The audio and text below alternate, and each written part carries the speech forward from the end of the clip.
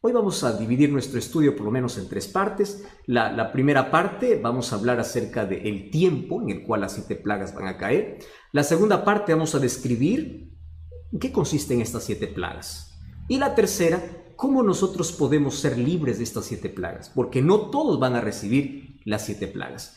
Cuando pueda describirte todo este contexto de en qué tiempo va a caer las 7 plagas, cómo van a ser las 7 plagas y cómo poder escapar las 7 plagas, tú ya no te vas a dejar impresionar por cualquier comentario que por allí veas, porque tú vas a saber relacionar perfectamente lo que acontece en la vida con la palabra de Dios, ¿correcto? Y para eso nosotros tenemos que hablar sobre cómo la Biblia ilumina nuestro camino en el sentido de que nos hace conocer el futuro. Préstame atención. Dios tiene un calendario divino. Parte de su calendario fue revelado con exactitud al ser humano, incluso con fechas exactas. Sin embargo, los acontecimientos finales, antes de la venida de Jesús, no tendrían ya una fecha exacta en cuestión de un año o un día. Pero sí, Jesús nos dejó señales, acontecimientos que ocurrirían antes de su segunda venida. Y ese es el calendario profético que nosotros tenemos que hoy conocer. ¿Correcto? Entonces, en esta primera parte, yo quiero hablarte de ese calendario divino. Primero, ¿por qué la gente siempre tiene miedo cuando nosotros hablamos acerca de las 7 plagas? 7 plagas, uno se estremece y dice, no, eso es mentira, eso es bíblico, eso es un tema bíblico. Y las 7 plagas hoy vamos a descubrir que tiene que ver incluso con el amor y la justicia de Dios. Pero ¿cómo unir la ira divina con el amor divino? Porque para muchos esto es un tema que le da un escalofrío, esto es un tema que dice, no, esto, por eso es que no leo Apocalipsis, porque ahí encuentro plagas. Espera un momento, vamos a entender en primer lugar por qué. En primer lugar, yo quiero que tú entiendas algo. Dios no tiene placer en el sufrimiento del ser humano. Lo que Dios quiere es acabar con el pecado. Y cuando la Biblia habla de 7 plagas, está hablando de la ira de Dios. Y esto puede parecer extraño. ¿Cómo que Dios tiene ira si Él es amor? ¿Cómo es posible? ¿Cómo poder entender las 7 plagas que describe Apocalipsis con el amor de Dios? Entonces, préstame atención. La ira divina en su plenitud está reservada solamente para un día donde Dios acabará con el pecado para siempre. Escúchame bien, Dios quiere acabar con el pecado, pero Dios ama hoy al pecador. El problema es que el pecador se aferra al pecado. Y como no hay manera de que éste deje el pecado, Dios, por terminar por completo con el pecado, tiene que acabar también con aquel que se aferra al pecado. Ahora, tú puedes decir, pastor, pero todos somos pecadores. Eso es verdad. El problema está cuando el ser humano rechaza la gracia divina y se aferra al pecado. Ahora, la ira divina está relacionada en sí con la santidad divina. ¿Por qué razón? Mira, Dios es tan santo, y su pureza es tal que contemplar el mal le produce ira. Solo que la ira de Dios no es una ira pecaminosa, no es una ira humana. La ira humana es vengativa, es manchada por el egoísmo. La ira humana es venganza, es descontrolada. No, la ira divina no tiene que ver con un descontrol, como estamos acostumbrados a hablar de la ira humana. No, la ira humana o la ira divina tiene que ver con la impureza y la injusticia de los hombres y el deseo de Dios por acabar con aquello que maltrata la vida de sus hijos, con aquello que hace sufrir a sus hijos, con la idea de poder acabar con el pecado. Entonces, la santidad de Dios expone el pecado. Y cuando lo expone el pecado, se opone al pecado. Esa oposición al pecado se llama la ira de Dios. ¿Correcto? Por eso es que la Biblia habla de 7 plagas. Ahora, préstame atención aquí. ¿Tú sabías que esta ira divina, que es la oposición al pecado, hace parte del amor de Dios? Tú puedes decir, pastor, pero ¿cómo? ¿Cómo que el amor tiene que ver con la ira divina? En el Antiguo Testamento ya vemos varias expresiones de la ira divina. Y de paso, esto es un término antropomórfico, ¿verdad? Es decir, el profeta o el escritor toma una reacción humana y lo coloca para Dios. Pero préstame atención porque ahora esto es interesante. ¿Cómo es que, qué relación tiene la ira de Dios con el amor de Dios? Te voy a hacer un ejemplo.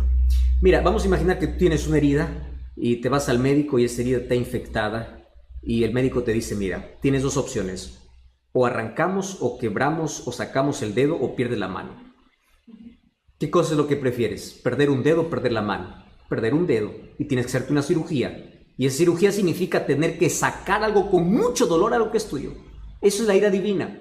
Dios, por preservar a aquellos fieles, Él tiene que sacar, tiene que retirar aquello que está podrido y no quiso sanarse. Y no quiso sanarse porque rechazó la medicina, porque ahí está el problema del ser humano. El problema del ser humano no es que es pecador, el problema del ser humano es que rechaza la medicina para su problema de pecado y la medicina para su problema es la gracia divina. Entonces, ¿qué cosa es lo que Dios tiene que hacer? Tiene que extirpar, tiene que sacar para poder preservar el resto. Entonces, el juicio, la justicia, la ira divina hace parte del amor de Dios. Ahora entiendes por qué entra incluso este asunto de las 7 plagas. Ahora, antes de cualquier juicio, Dios siempre advierte y Dios tiene tanta paciencia. Mira, 120 años antes que caiga el diluvio, Noé tuvo que construir arca. 120 años. ¡Wow! Eso es tremendo. Tanta oportunidad. Nínive tuvo oportunidad para arrepentirse. Y se arrepintió y el juicio de Dios fue retirado. ¿Recuerdas ahí el profeta Jonás cuando fue para allá? Entonces, en la historia de este mundo, no habrá ni una sola persona que tenga una excusa para decir, yo no supe. No. Todos tomarán una decisión. Todos formarán parte de un grupo. Préstame atención aquí. La indecisión ya es una decisión. Y finalmente, los juicios de Dios vendrán en la proporción de la rebeldía humana incluso. Y eso es lo que vamos a ver. Entonces yo quiero analizar de manera breve en qué momento van a caer las 7 plagas. ¿En qué momento? Para ver si esto tiene relación con el COVID-19. Y para ello tenemos que ver los eventos finales. El primer texto que quiero leer está en Mateo capítulo 24, versículo 14. Fíjate lo que dice Mateo 24, 14. Dice así. Y será predicado el evangelio del reino en todo el mundo, para testimonio de todas las naciones, y entonces vendrá el fin. Quiere decir que la última señal para la venida de Jesús no es que acontece una catástrofe, una plaga. La plaga forma parte de los acontecimientos finales, pero la última señal para que llegue el fin es que el evangelio tiene que ser predicado. Quiere decir, la señal más importante tiene que ver con la predicación del evangelio. Quiere decir, en este momento se está cumpliendo una señal. ¿Por qué? Porque el evangelio está siendo predicado. ¿Entiendes? Dice, será predicado el evangelio, entonces vendrá el fin. Ahora, yo me puse a pensar en cómo Dios es tan bueno, incluso para poder acelerar algunas cosas. ¿Ya te diste cuenta que hoy todo el mundo está paralizado en casa y el evangelio llegó a cada rincón? Antes la gente decía, no tengo tiempo para poder escuchar un mensaje. Hoy todo el mundo tiene tiempo suficiente como para poder saber de que hay un evangelio que tiene que aceptar. En este tiempo de cuarentena, cientos de mensajes de personas llegaban diciendo, ahora estoy estudiando la Biblia, ahora tengo tiempo. Claro, es que a veces Dios necesita paralizar un poco nuestras actividades y de esta manera el evangelio está siendo proclamado. Quiere decir que cada día estamos más cerca de este fin.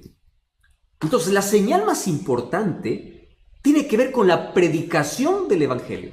¿Y qué evangelio tiene que predicarse?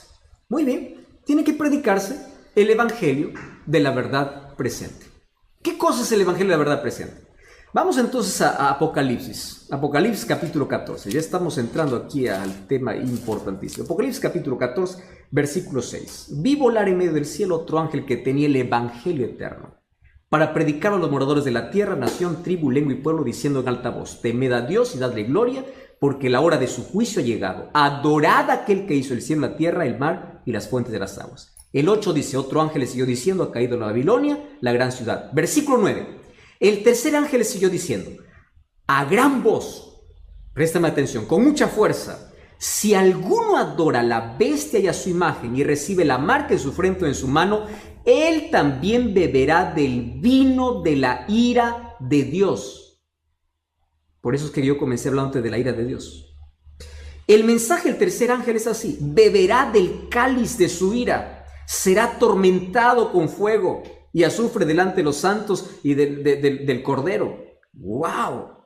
Mira, aquí el versículo 9 dice que aquel que adora la bestia a su imagen y recibe la marca en su frente o en su mano, este beberá del vino de la ira de Dios.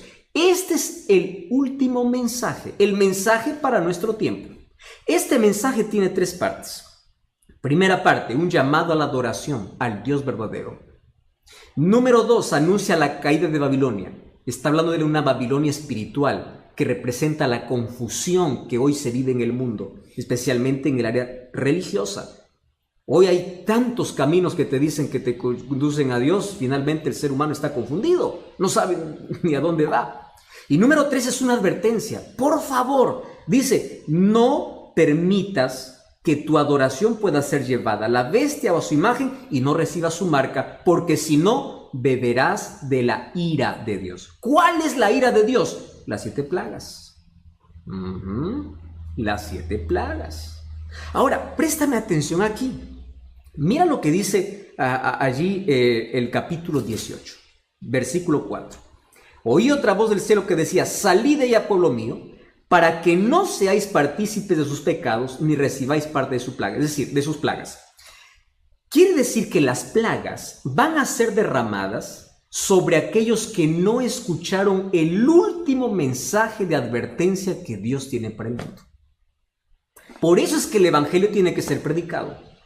Y el evangelio tiene una advertencia: adora a Dios, porque si no adoras a Dios, estás adorando a la bestia. Ahora te voy a decir quién es la bestia.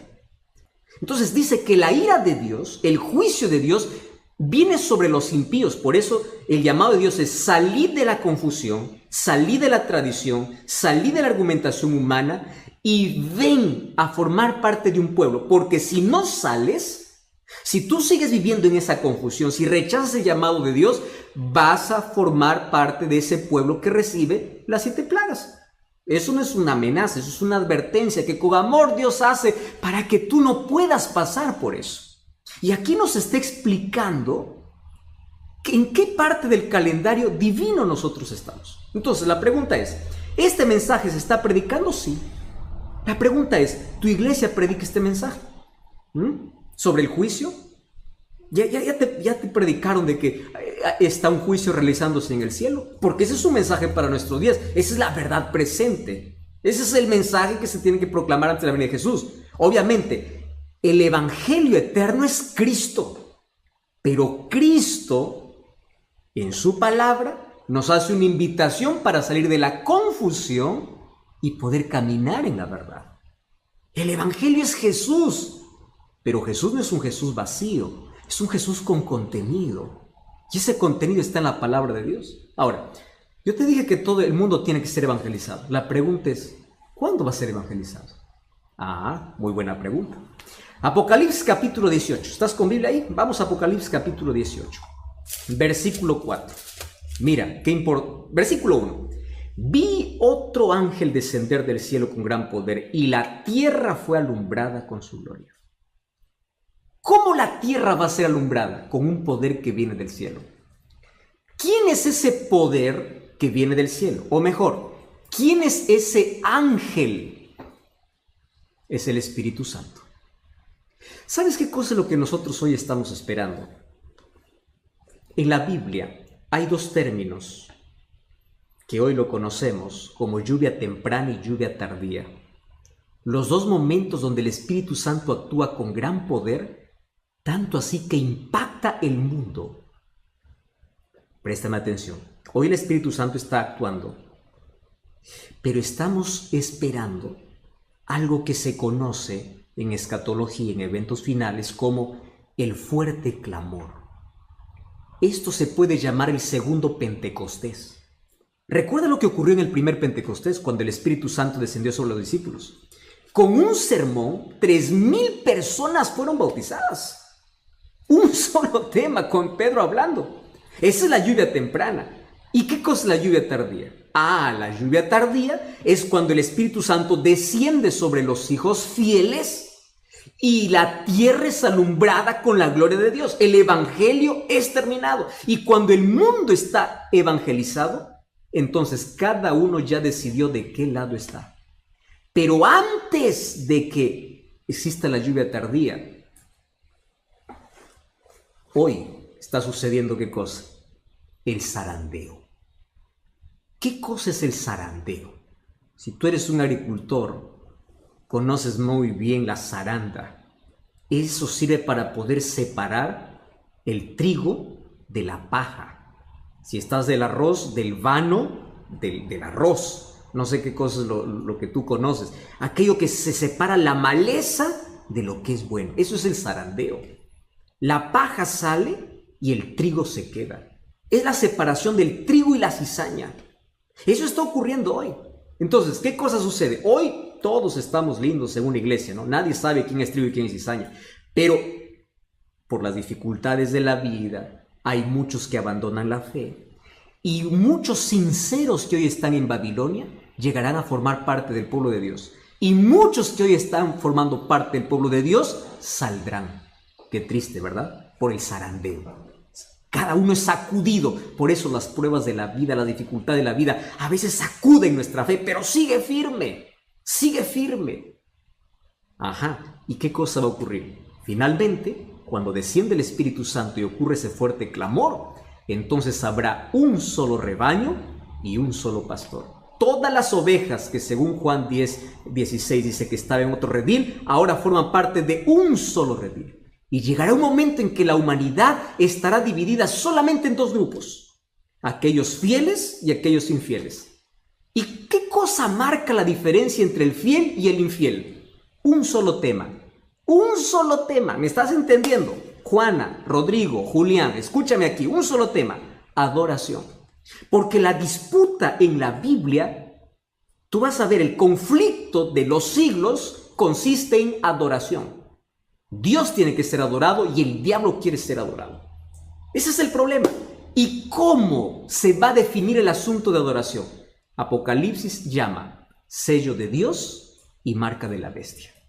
Por eso es que en Apocalipsis 18:4 dice: salid de la confusión para que no seáis marcados con con la marca de la bestia.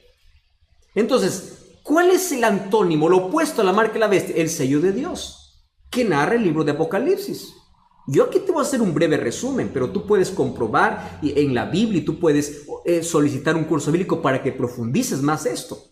Mira, el sello de Dios en la vida del cristiano, según el libro de Efesios, es el Espíritu Santo. Somos sellados por el Espíritu. Pero Dios tiene un sello escatológico que tiene que ver con obediencia y con fidelidad. Abre tu Biblia. El libro de Isaías 8:16 dice: sella mi ley entre mis discípulos. Es decir, la ley de Dios es considerado un sello. Isaías 8:16. ¿Me entiendes? Ahora, el libro de Apocalipsis capítulo 12, versículo 17 dice que el diablo está enfurecido no con todos los que dicen adorar a Dios.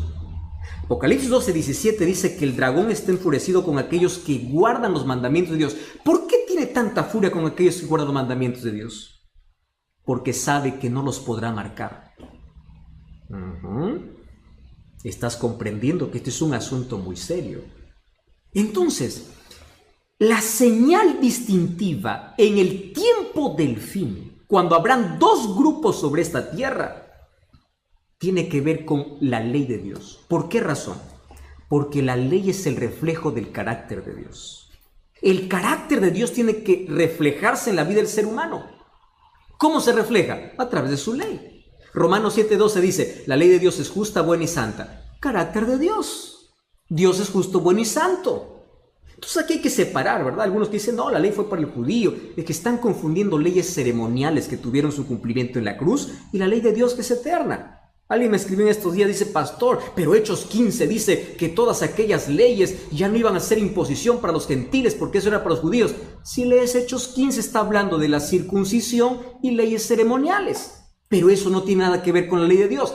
Pero el libro de Colosenses dice que la ley de decretos fue abolida. La ley de decretos fueron leyes ceremoniales, pero no la ley de Dios. La ley de Dios será el punto que determinará a quién adoras. Y específicamente dentro de la ley de Dios, mira, Ezequiel capítulo 20. Solamente un texto te voy a dar. Ezequiel capítulo 20, versículo 12. Mira lo que dice Ezequiel 20, 12. Les di mis días sábados para que fuesen por señal entre mí y ellos, para que supiesen que yo soy Jehová. Versículo 20, ¿qué cosa dice? Santificad mis sábados para que sean por señal entre mí y vosotros.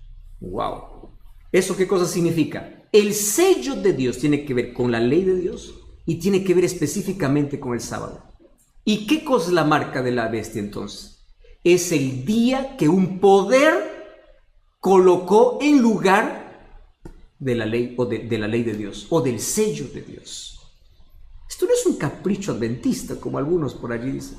Hay más de 104 textos bíblicos en la Biblia que hablan sobre el sábado. Ningún texto dice que Dios cambió el día. La Biblia no dice sobre eso.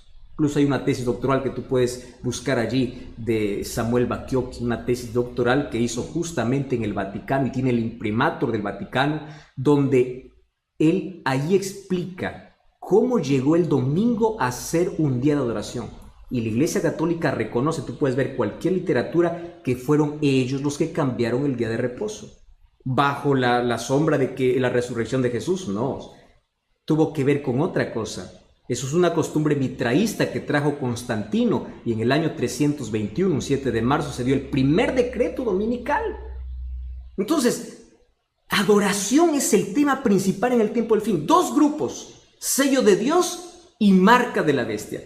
Después que esto ya ocurra, los dos grupos estén definidos, entonces se cierra la gracia en el cielo. Apocalipsis 22:11 dice: el que es justo siga justo, el que es injusto siga injusto, y es allí donde van a caer las 7 plagas. Apocalipsis 12:1 dice: Cristo se levanta. ¿Por qué se levanta? Porque deja su obra intercesora. Entonces aquí respondo la pregunta para ir a la siguiente parte. COVID-19 no tiene que ver con las plagas. ¿Por qué razón? Porque aún tenemos gracia. COVID tiene que ver con las señales que advierten sobre el regreso de Jesús. Pero mientras tengamos gracia, todavía significa que las plagas no han caído, porque Cristo sigue siendo nuestro intercesor. Tú puedes decir: pastor, ¿y por qué estás seguro que hay gracia? Porque el evangelio sigue siendo predicado. Cuando termine la gracia, el evangelio no más será predicado, porque no habrá más arrepentimiento. Hoy es el día de oportunidad. Hoy el Espíritu Santo está trabajando, porque los juicios que vendrán sin misericordia, y el llamado que Dios hace es salir de la confusión, para que tú no seas sellado, para que no seas desobediente, para que formes parte del pueblo que obedece los mandamientos de Dios. Vamos a esta parte. ¿Cómo es que las 7 plagas van a caer? ¿En qué momento van a caer? Entonces, en primer lugar, entendimos que el mensaje del primer ángel es: adora a Dios. Y el tercer ángel dice: sal de Babilonia, porque si no sales, vas a recibir las plagas. ¿Cuándo van a caer las plagas? Vamos a Apocalipsis capítulo 15. Vamos a hacer aquí un breve resumen, ¿correcto? Apocalipsis capítulo 15. Vamos a leer el versículo 8. Dice: el templo se llenó de humo por la gloria de Dios y su poder. Nadie podía entrar en el templo hasta que se hubiesen cumplido las 7 plagas. ¿De qué templo está hablando? El santuario celestial. Hoy Cristo es nuestro intercesor. Hoy es nuestro abogado. ¿Correcto? Un día Cristo saldrá, dejará de ser nuestro intercesor. Si tú me preguntas: pastor, ¿hay fecha para eso? No, nadie sabe. Nadie sabe cuándo termina la gracia. El asunto es que cuando termina la gracia, Cristo deja de ser nuestro intercesor, comienzan a caer las 7 plagas. Y allí el versículo 16, capítulo 16 dice: oí una voz que decía: id y derramad las 7 copas de la ira de Dios. Esta ira viene sin misericordia. En el capítulo 5, versículo 8 dice que los ángeles tienen incienso, copas de incienso en su mano, que representan la oración de los santos. Pero aquí tienen 7 copas de la ira de Dios. Cuando dice que el santuario se llena de humo, quiere decir que Cristo sale y dice: consumado es. Se acabó la oportunidad. Se cerró la gracia. Ese término, fin del tiempo, la gracia, no está específicamente en la Biblia descrito tal cual. Sin embargo, el concepto está. Mira, Antes del diluvio, según el libro de Génesis 7:16, Dios cerró la puerta. Antes incluso que caiga el diluvio, fue Dios quien cerró la puerta. En la parábola de las 10 vírgenes de Mateo capítulo 25, dice que el novio cerró la puerta mientras las que no estaban preparadas fueron a comprar aceite. Quiere decir que aquellos que no tienen el Espíritu Santo y no tienen el carácter de Dios que es reflejado en su ley en la vida, no formarán parte del pueblo de Dios. Entonces, la puerta un día se va a cerrar.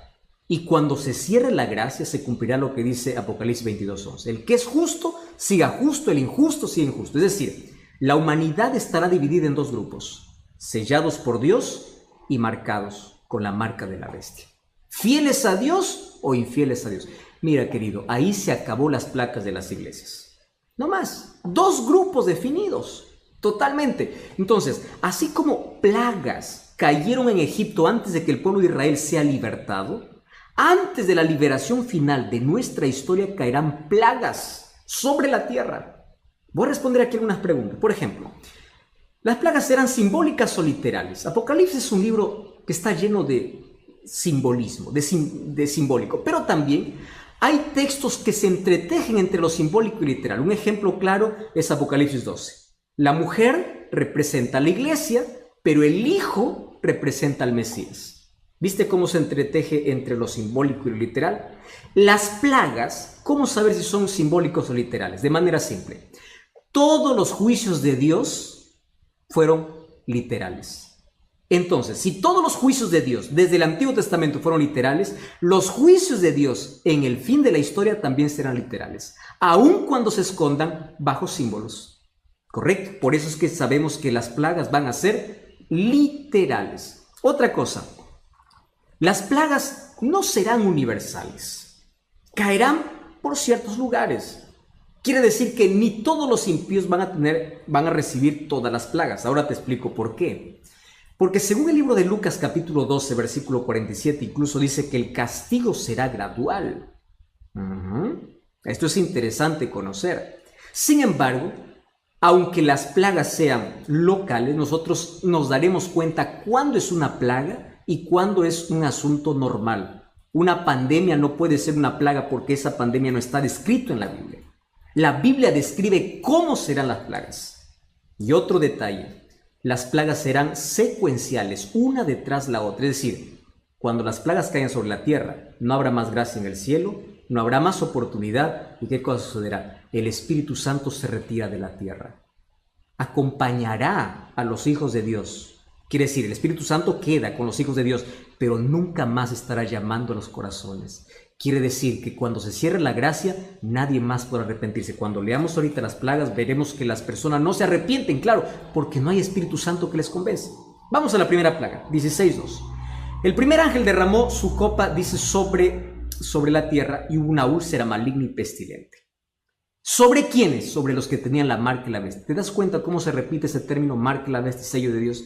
El problema, el asunto que define el tiempo final es adoración, sello de Dios y marca de la bestia.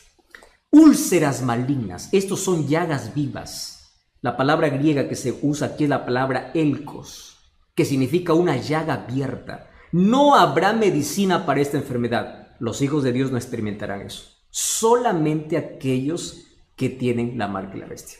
Versículo 3. Segundo ángel derramó su copa sobre el mar, se convirtió esta en sangre. ¿Recuerda las plagas que cayeron sobre Egipto? Hay algunas que son muy parecidas a las que ocurrirán aquí. Ahora los océanos serán transformados en sangre. No todos los océanos, sino la tierra se vería comprometida. Pero varios océanos se convertirán en sangre. Mira el versículo 4. El tercer ángel derramó la copa sobre los ríos y las fuentes de las aguas y se convirtieron en sangre. Y el ángel decía, justo eres, Señor, les has dado sangre a beber. ¿Por qué? Porque ellos han matado a tus santos, a los profetas, y ahora están bebiendo sangre. Tanta sangre inocente que es derramada de cristianos sinceros. Ahora los impíos beben sangre. No hay fuente de agua limpia. ¿Recuerdas que cuando cayeron las plagas sobre Egipto, solamente los israelitas tenían agua fresca y pura, mientras que los egipcios no tenían cómo beber? Porque el agua estaba sangre. Aquí nuevamente va a ocurrir esto como parte de las 7 plagas. Esta es la tercera plaga. Mira la cuarta plaga, versículo 8. El cuarto ángel derramó su copa sobre el sol y se le fue dado a quemar a los hombres con fuego. El sol es bueno, ¿verdad? Nos da calor, nos da vida, es fundamental. Pero aquí el sol tiene orden para poder quemar. No sabemos cuál será la intensidad de ese calor. Sin embargo, fíjate lo que dice el versículo 29. Los hombres se quemaron con el calor y blasfemaron el nombre de Dios, que tiene poder sobre estas plagas, pero no se arrepintieron. ¿Por qué no se arrepintieron? Porque no hay oportunidad, no hay Espíritu Santo que les convenza. Ellos remorderán, incluso blasfemarán contra Dios. Vamos al versículo 10, vamos a la quinta plaga. El quinto ángel derramó su copa sobre el trono de la bestia. Su reino se cubrió en tinieblas y se mordían de dolor sus lenguas y blasfemaron contra Dios. ¿Quién es esta bestia? Cuando tú lees Daniel capítulo 7 y Apocalipsis capítulo 13, van a presentar características de esta bestia. Número 1, habla blasfemias. Quiere ocupar el lugar de Dios. Se cree un Dios aquí en la tierra. El apóstol Pablo lo llama de anticristo. Y Apocalipsis 3 y Daniel 9 dice que persigue a los santos. Y también dice que cambia la ley. Entonces, ¿quién es esta bestia? Hay un solo poder en toda la historia que ha hecho esas tres cosas. Ha perseguido, ¿recuerda la Santa Inquisición? ¿Recuerdas el poder papal que persiguió por 1260 años? Eso está en la historia. ¿Recuerdas quién cambió la ley de Dios? Ahora tú revisas la ley de Dios, cómo está enseñada y cómo está la Biblia, es totalmente diferente. ¿Recuerdas quién es el que quiere ocupar el lugar de Dios aquí en la tierra, incluso queriendo perdonar pecados? Entonces, esta bestia en profecía, no es un término peyorativo. Bestia significa poder. Bestia es el sistema papal, el poder papal. ¿Correcto? Entonces, dice que esta plaga llega justo a su trono. ¿Qué significa? Se llena de tinieblas. ¿Recuerdas que esta fue la novena plaga para los egipcios? Se llena de tinieblas, es decir, la sede del engaño. Se llena de tinieblas. El terreno de la mentira aquí sufre un juicio. Y esas tinieblas le humillan ante los habitantes de la tierra.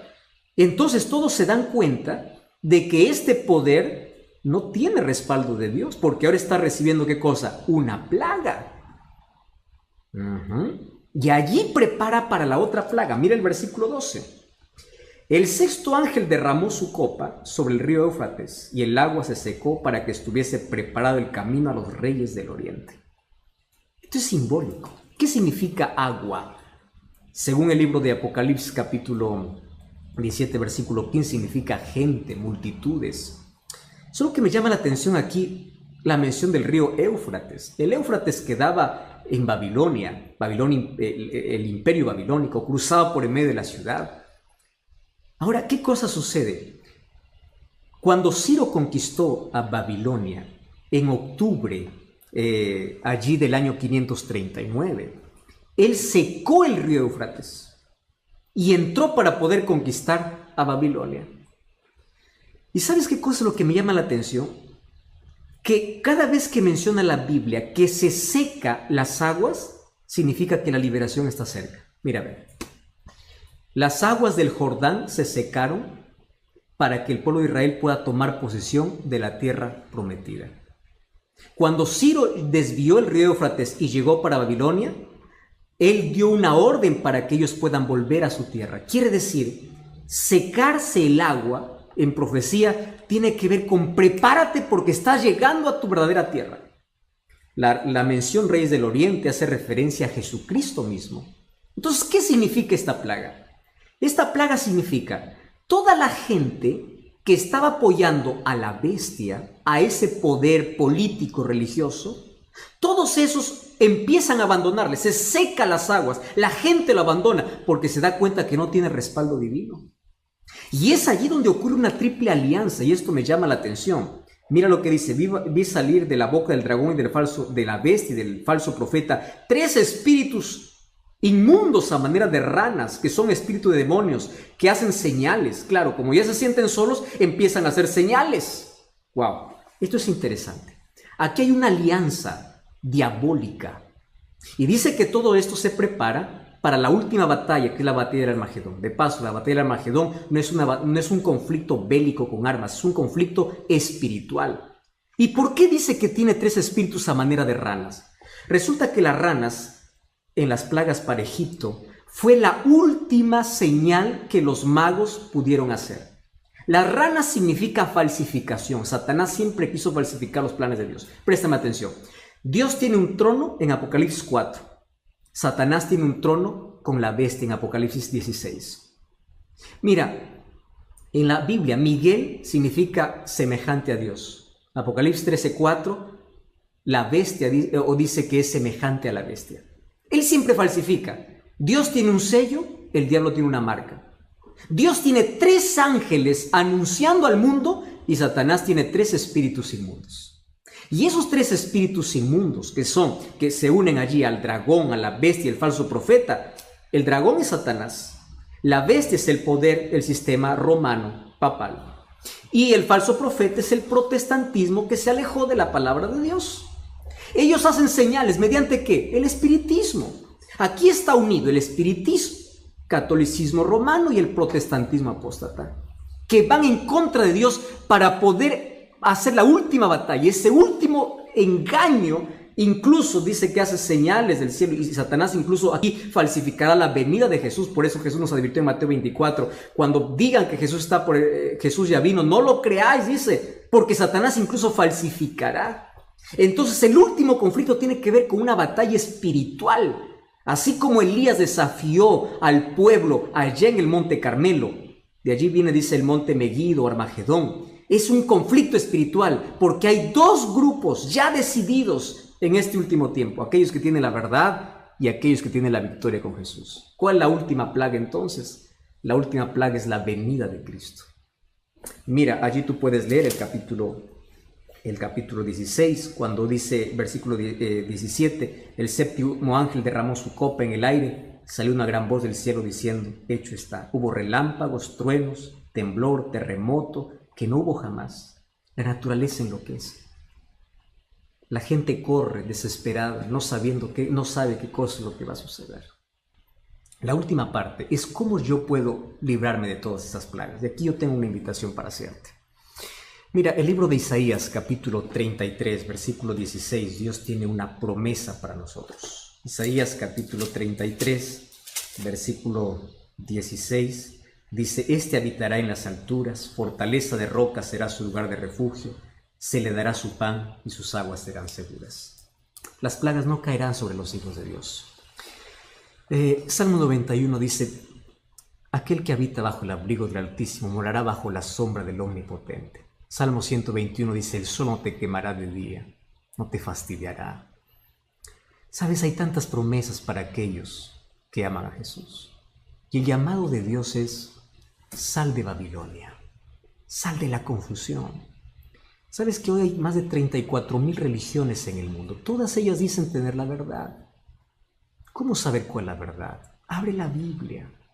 Quiero que sepas una cosa, la placa de una iglesia no salva, quien te salva es Cristo, pero por favor, quiero que entiendas que Cristo tiene un pueblo que levantó en esta tierra, que tiene como base la verdad, es un pueblo profético. Dios levantó, busca una iglesia no con miembros perfectos, que tenga la palabra de Dios como fundamento, como base de todas sus doctrinas. El pueblo que guarde los mandamientos de Dios, que no esté hablando en contra de la ley de Dios, porque la ley de Dios es el reflejo del carácter de Dios. Y tú sabes que las iglesias que se abren, la verdad es una tristeza. Hace un tiempo leí un anuncio, se vende iglesia con miembros. Eso es negocio. Gente que por allí está solamente adorando sentimientos, gente que solamente está contentando, está haciendo shows, no está predicando la Biblia. Y el llamado del Espíritu es sal de allí. ¿Sal de qué? Sal de la confusión. Iglesias que solamente están todo el día proclamando curación y milagros. ¿Dónde están esos milagros hoy que tanto se proclaman? ¿Por qué no están ahora haciendo esos milagros en los hospitales de gente que está muriendo con COVID-19? ¿Te das cuenta que no todo milagro viene de Dios? Y hay gente que está entretenida y más sorprendida por milagros que por conocer la palabra de Dios. Hay gente que proclama, solamente va a la iglesia para poder hablar don de lenguas. Querido, el don de lenguas es un libro de Hechos, es la capacidad que Dios da. para poder hablar un idioma para predicar el evangelio, porque los discípulos hablaron en idiomas de la gente y la gente escuchó y entendió. Entonces la gente se va a un templo vacío y sale vacío. No hay palabras, solo hay show, solo hay milagros, solo hay don de lenguas. Yo no estoy hablando en contra de un don de lenguas. El don de lenguas existe. El don de lenguas es idiomas. Dios te da la capacidad para predicar el evangelio. Otras iglesias que todo el día están sacando demonio. ¿Cómo es que un demonio puede entrar donde está la presencia de Dios? ¿Cómo es que puede suceder esto? El protagonista de la iglesia no es Dios, es el demonio. Sale esa confusión. Otras iglesias que todo el día están pidiendo dinero.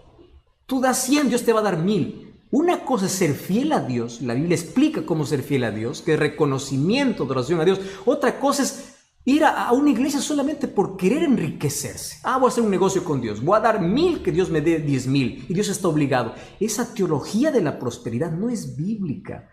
Eso es Babilonia. Eso es la confusión. Sal del griterío, sal de la falsedad y empieza a abrir la Biblia. Empieza a investigar por tu propia cuenta el plan que Dios tiene para tu vida. Mira, las 7 plagas caerán sobre todos aquellos. No dice que caerán sobre aquellos que no caerá sobre aquellos que proclaman el nombre de Dios. Jesús dijo, no todo el que me dice Señor, Señor entrará en el reino de los cielos. La Biblia dice que las plagas caerán sobre aquellos que no salieron de Babilonia. Por eso el llamado de Dios en Apocalipsis 18:4 es: salid de ella, pueblo mío, para que no seáis partícipes de sus plagas. Podemos orar. Querido Dios, gracias porque en este momento hay muchísimas personas conectadas, viendo esta transmisión. Tu Santo Espíritu ya vino trabajando en el corazón de ellos. Conoce sus luchas y dificultades, mas también el deseo que ellos tienen de poder servirte. Y en este momento hay varias personas tomando la decisión de renovar su compromiso contigo, de nacer de nuevo para el reino de los cielos, de decir, yo voy a salir de la oscuridad, de las tinieblas, de Babilonia espiritual, voy a salir de mi pecado, de mi vida, porque yo necesito una transformación en Jesús. Yo quiero estar preparado para los acontecimientos finales. Gracias porque las cosas que hoy están aconteciendo despiertan nuestro interés, pero gracias porque tu Santo Espíritu coloca tu palabra en nuestro corazón y nos invita a salir de la Babilonia espiritual. Y hoy queremos formar parte de tu pueblo. Bendice todas aquellas decisiones y cada pedido de oración también que llegó hoy en esta transmisión. Abrázanos con tus promesas. Queremos ser libres de esas plagas porque estamos refugiados en Jesús, porque tú eres nuestro Salvador. Danos tu bendición, en el nombre de Jesús. Amén. Amén. Que el Señor te bendiga. Abro mis brazos aquí para decirte gracias por acompañarnos y un grande, grande abrazo para ti. Siéntete abrazado por Cristo. Siéntete abrazado por cada promesa de Dios. Dios te bendiga. Hasta la próxima. Qué alegría una vez más poder encontrarnos en esta noche. Saludamos a todos aquellos que están sintonizando este programa a través de Radio Nuevo Tiempo en todo Chile, más también aquellos que están acompañando a través de la TV, a través de redes sociales, de YouTube, de Facebook o de cualquier otra plataforma.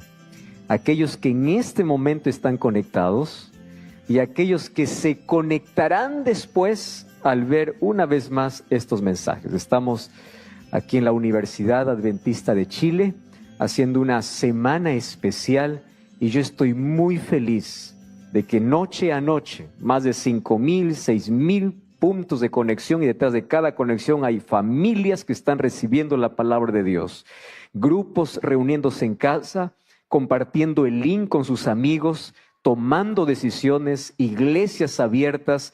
Y en todo Chile, por lo menos, esto nos ha unido para poder orar y para poder celebrar lindas decisiones. Mañana tendremos muchísimos bautismos en diferentes iglesias y cada día el Señor sigue llamando a sus hijos.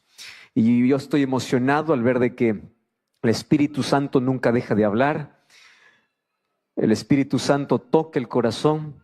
Y cada vida que está aquí en esta noche es porque ya fue impresionado por el Espíritu de Dios. Estoy muy feliz por las oraciones que se han hecho día a día. Y yo quedé profundamente conmovido y pensando con la oración de hoy. Señor, te pido por aquellos que están enfermos que los cures. Por aquellos que no saben que están enfermos, que de paso es la mayoría. Aquellos que piensan que está bien, y no solamente estoy hablando del espiritual, también físicamente. Hay personas que piensan que todo está bien, pero las enfermedades más peligrosas no presentan síntomas. Las enfermedades más peligrosas van carcomiendo nuestro interior y uno piensa que está bien, estás cargando muerte. Pero más peligroso que alguna enfermedad física que puede estar acabando con tu salud es no saber de que te estás perdiendo. El orgullo te está acabando, el egoísmo te está acabando, el pecado está carcomiendo el interior y el ser humano piensa que está bien. Y esta noche estamos aquí para pedir que Dios una vez más haga una radiografía, ecografía, tomografía, todo lo que pueda haber en nuestro interior, que pueda revelar delante de nuestros ojos para que podamos correr desesperadamente a nuestro Salvador. Solo necesita de un Salvador aquel que reconoce que es pecador. Nadie va al médico si cree que está enfermo o si cree que está sano. Va al médico creyendo que está mal.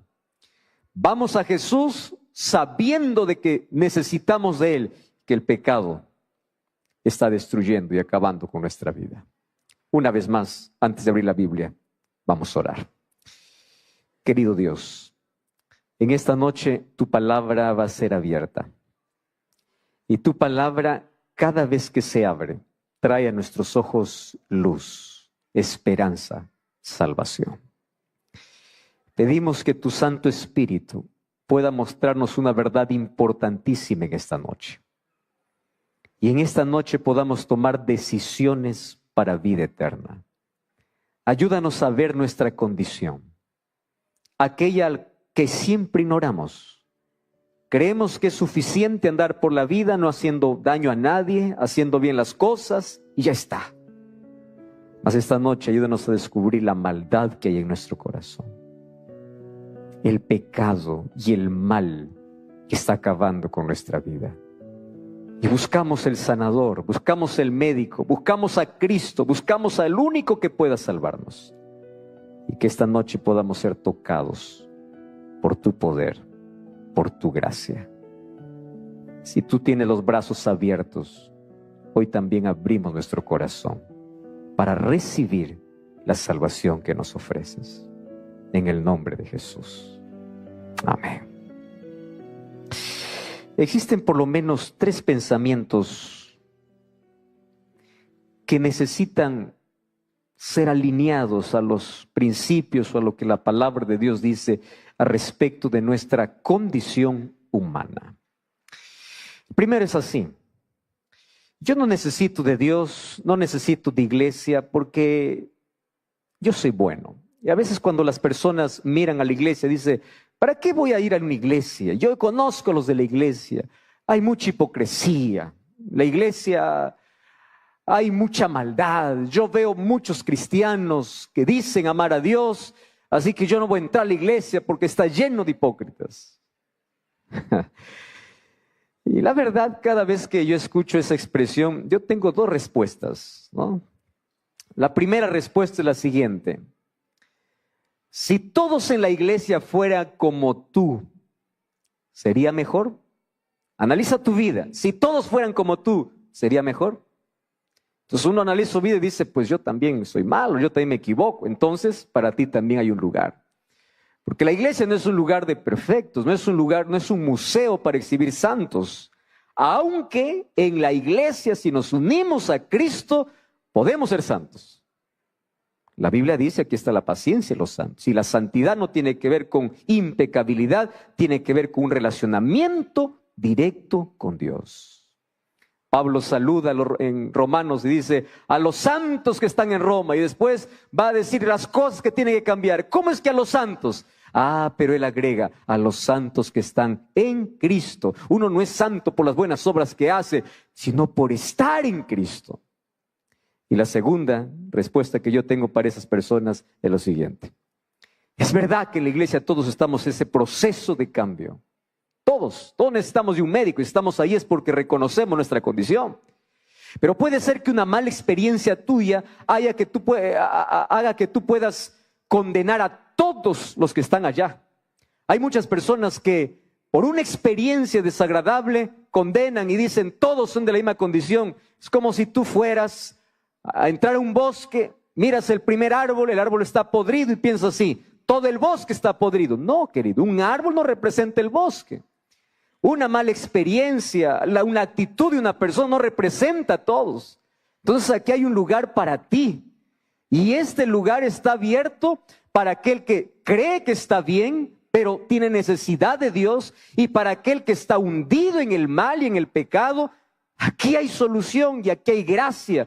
Y aquí estamos para poder decirte que Dios te ama y Dios te perdona.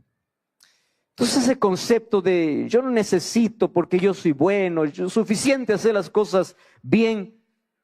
Ya hemos visto durante esta semana que todos somos pecadores. Incluso el pecado no se basa en acciones. Las acciones son el fruto, es el resultado de nuestra naturaleza pecaminosa.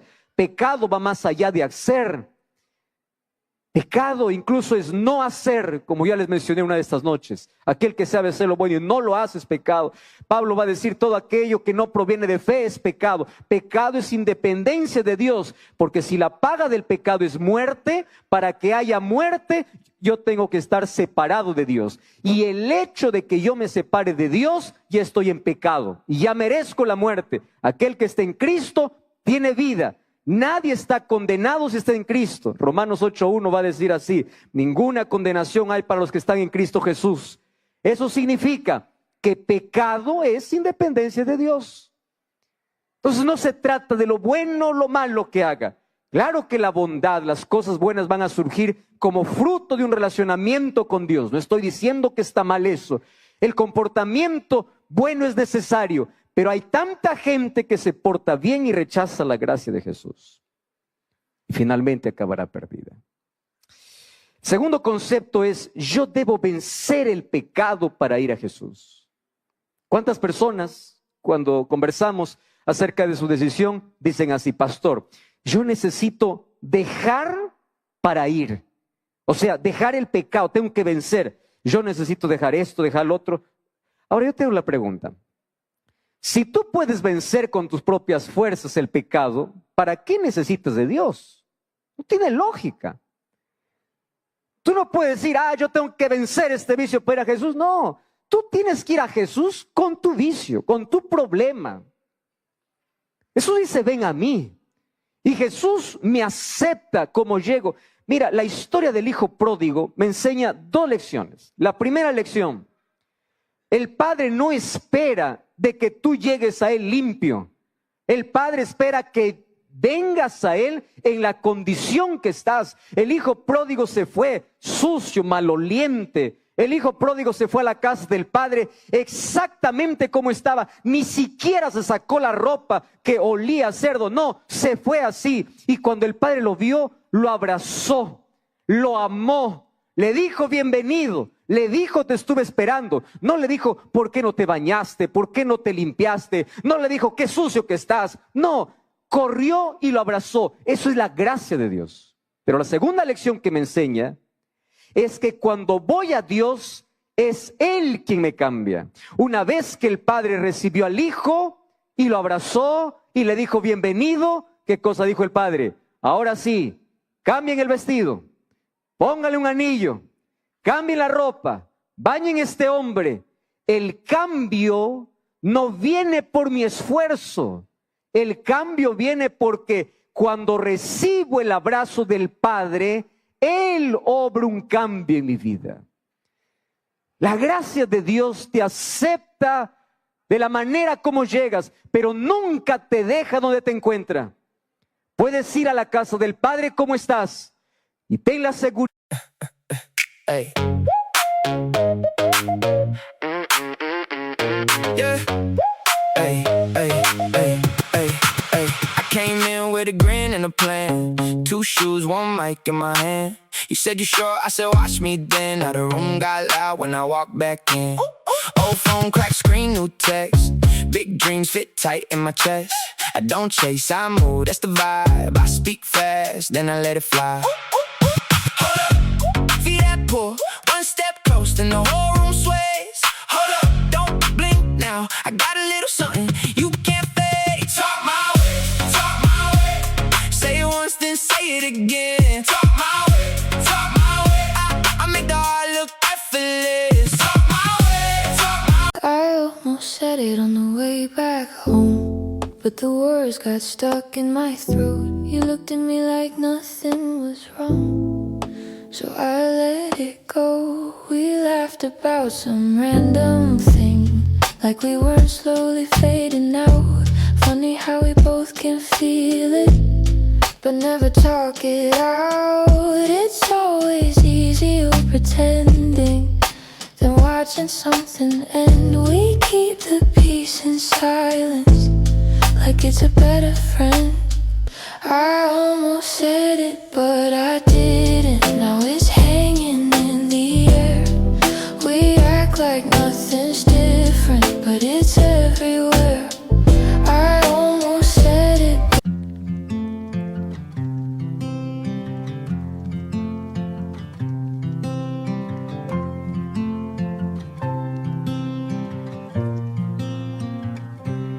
They said I'd break in heavy weather, bend too far and lose my shape.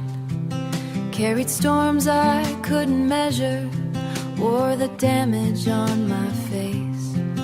Tried to hide the cracks and fractures, like they made me less than whole.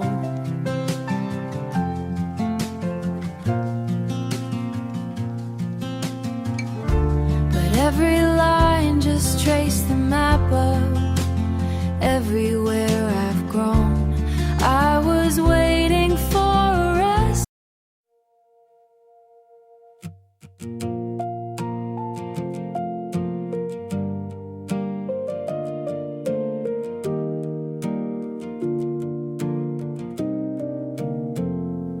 We stopped finishing our sentences, left them hanging in the air. Used to talk till morning came, now there's nothing there. We kept trying out a habit, not because it felt the same. 2 good hearts just slowly walking out of place. No explosions, no blame to assign, just a quiet change over time.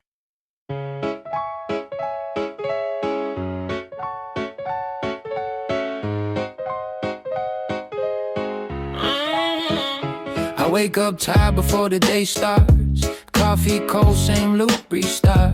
Everybody moving like they got a map. I'm just trying not to collapse. Notifications feel like pressure. Even silence got weight now. Smiling just to look better while I'm falling through the crowd. They say you're doing fine, just keep it up, but they don't see what it costs. If this is what it takes to win, I think I'm already lost. I got a burnout halo glowing under broken sleep.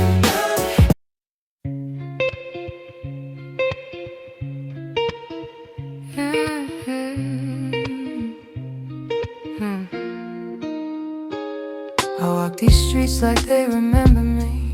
Neon signs blinking out my history. Same old cafe, same empty seat, but nothing here feels like it knows me. Phone in my hand, but I don't call back. Voices fade in the train track crack. Everybody's moving too fast. I'm stuck in a place I can't outlast it. Every corner feels like deja vu, like I've been lost here way too long. Even the silence hums your tune, but I can't tell what went wrong. This city knows my name too well, but never asked.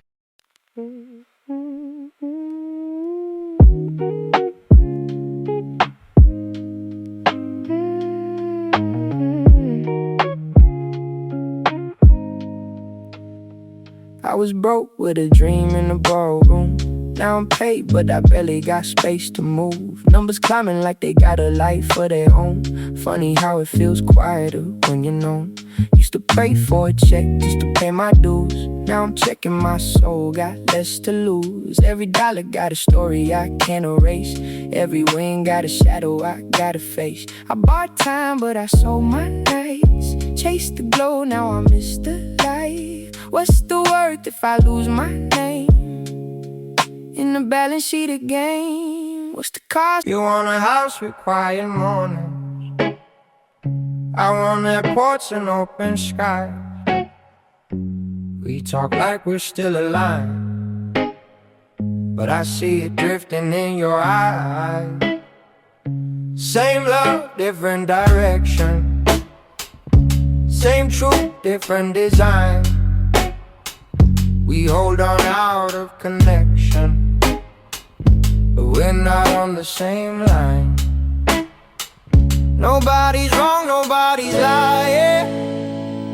Just two hearts not syncing right. We'll have to cover the timing of saying goodbye tonight. We're going in different directions. Your sunrise hits while I'm still awake. Different clocks, same ache. I trace your name on a fogged up screen, like it might close the space between. Late night calls with a fragile line. Your laugh arrives just out of time. We talk like we're in the same room still. Even silence feels too real. Every mile says not enough, but my heart don't count like that. Love flies farther than the miles, through the dark, across the time. Every second draws the line. Back to you, back to you. Even worlds we can't align. I post a pic like I'm alright. Perfect light, perfect fake smile, but my room still feels too quiet. When the screen goes black at night, people say I look so fine, like they know what's on my mind. Double tap, don't read between lines. It's just noise to pass the time. I laugh in stories, not in real life. Feels easier to pretend. If I disappear for a while, would anybody even notice then? I got an offline smile that nobody sees but me. Online I look so alive, but that's not who I really be. I'm scrolling. You still ask me how I slept last night. Still leave tea by the counter light, but something in your voice feels far, even when you're standing right by. We talk about the weather first, like we forgot how hearts converse. Every word is soft and careful, like we're scared to make it worse. No fight, no storm, no breaking glass, just silence growing thick so fast. Two people learning how to stay while slowly drifting away. We're quietly falling apart. No thunder, no visible scars, just love turning into habit. And